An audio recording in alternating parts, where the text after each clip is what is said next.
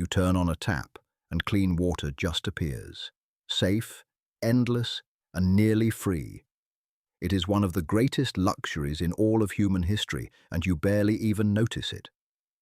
Now imagine that tap is gone.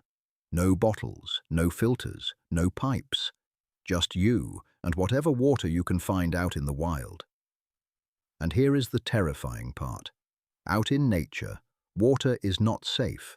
A single sip from the wrong pool can fill you with parasites and kill you. Dirty water has probably killed more human beings than every war in history put together. And yet, somehow your ancestors found enough safe water to drink every single day for hundreds of thousands of years. With no taps, no science, and no idea that germs even existed. So how on earth did they do it? How did they find water clean enough to actually survive on? The answer is not some clever gadget. It is a set of brilliant, hard-won survival skills that we have almost completely forgotten. First, you have to understand just how dangerous water really is out in the wild. That still, green pond might look peaceful, but it can be a thick soup of bacteria, parasites, and animal waste. Drink it, and you could catch dysentery, a cholera-like illness, or worms that live inside you for years. For a small child, or anyone already weak, bad water was simply a death sentence. Our ancestors knew nothing about microbes. They could not see the danger with their own eyes, but they were far from helpless. Over countless generations they learned, painfully, which water was safe and which was not. That hard-won knowledge became a matter of life and death, passed from parent to child like a sacred rule.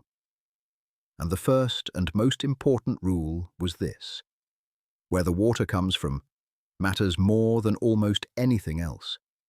Not all water is equal, and your ancestors became experts at telling the difference. The worst water is still and stagnant, a pond with no flow at all, where filth just sits and festers. Better is moving water. A flowing stream carries dirt away downstream and mixes in fresh air. But the very best water of all comes straight up out of the ground. A spring. When rain soaks slowly down through layers of sand and rock, the earth itself filters it clean. By the time it bubbles back up as a spring, it can be some of the cleanest water in the entire landscape. Our ancestors treasured springs. They would walk many miles to reach a good one and return to it for generations. A reliable spring was so precious that people often built their whole lives around it. Find the spring, and you had found life itself. But what if there was no spring anywhere in sight? Then your ancestors used a skill that feels almost like magic. They read the whole landscape for hidden water. Water leaves clues absolutely everywhere if you only know how to see them. A patch of unusually lush, bright green plants in a dry area almost always means water sitting just below the surface. Certain trees, like willows and figs, only grow where their roots can reach down to water. Swarms of insects, and especially bees, almost always stay close to water. Birds gather and fly low toward water at dawn and dusk. Follow their flight path, and you find the drink. And the animals themselves cut trails across the land. Follow the tracks of grazing herds, and they lead you straight to water. Our ancestors were master trackers. To them, the whole landscape was a living map, with water written all over it. But sometimes, even the cleverest reading of the land points you somewhere that looks utterly, hopelessly dry. If your brain is enjoying this trek back into how we actually stayed alive, do the ancient thing and subscribe. Curio digs up one of these for you every single day. Now, back to that dry riverbed. Here is one of the most brilliant tricks of all. Even a bone-dry riverbed can be hiding water just beneath the surface. When a river dries up on top, water often keeps flowing on underground, trapped down in the sand. So you dig, down into the lowest, dampest bend of the riverbed, until water begins to seep into the hole. And the sand does something wonderful. As the water rises up through it, the sand quietly filters out much of the dirt. These dug waterholes are often called soaks, and people all across the world discovered them completely independently. In the Kalahari Desert, hunters use an even cleverer version of the trick: a sip well.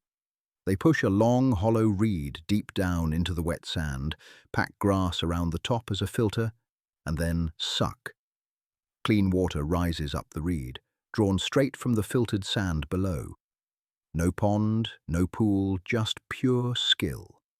It is a piece of survival genius, refined over thousands of years in one of the driest places on the whole earth. And when the ground gives you nothing at all, you look instead to the sky and to the plants. Rain was a gift. People caught it in hollowed gourds, seashells, animal skins, and folded leaves. In the cool of dawn, dew beads on the grass. Wipe it up with a cloth or a tuft of grass, wring it out, and drink. Plants themselves are little water tanks. Rain pools inside tree hollows and in the cups of big leaves. Some plants store water in their roots and stems, ready for anyone who knows exactly which ones to cut. In Africa, people used giant ostrich eggs as canteens, filling them at a spring and burying them for the dry season. Every culture built its own toolkit of clever tricks, shaped entirely by the land they lived on. But even with all of these skills, there was still one enemy they could never fully escape. No matter how good the source, no wild water was ever truly, perfectly safe. Even a crystal-clear spring can carry things far too small to see. Some level of risk was just a part of everyday life. Then came the invention that changed absolutely everything: fire. At some point, humans discovered that heating water until it bubbled made it far, far safer to drink. They had no idea they were killing tiny germs, but they saw clearly that boiled water made people sick far less often. Boiling, and later simple filters of sand and charcoal, slowly turned deadly water into safe water. But that all came late in our story. For most of human history, staying alive meant one thing above all: choosing your water wisely. The knowledge of where to find the safest water was one of the most valuable things a person could ever own. So, how did ancient humans find clean water? Not with technology at all, with knowledge. They knew, deep in their bones, that a spring beat a stream, and a stream beat a stagnant pond. They could read a green patch, a low-flying bird, or an animal trail like a map pointing to water. They could pull a clean drink from dry sand, from a leaf, from the morning dew, and from a buried egg. It was a deep, living library of survival, learned over thousands of years and carried entirely in people's heads. And here is the strange, slightly sad part. Almost all of that knowledge is now completely lost to us.